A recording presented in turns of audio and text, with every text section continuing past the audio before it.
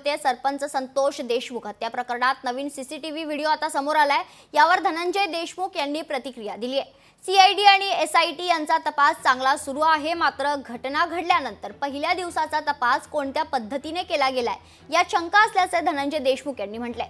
त्यामुळे सुरुवातीचा तपास पुन्हा रिइन्व्हेस्टिगेशन करण्याची मागणी धनंजय देशमुख करणार आहेत, तर केवळ पोलिसांनी दिलेल्या अभयामुळेच आरोपी मोकाट असल्याचं धनंजय देशमुख यांनी म्हटलंय।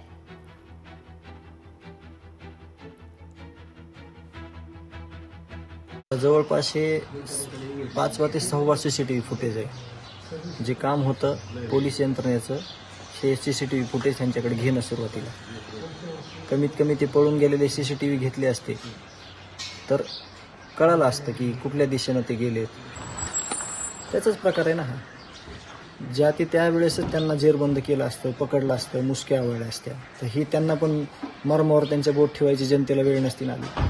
आज सगळे आरोपी मध्ये असते, शिक्षा म्हणजे त्यांना लवकरात लवकर शिक्षा झाली असती। आज आरोपी मोकाट फिरतोय, कुठं गेलाय अभयामुळं सगळ्या पोलीस यंत्रणा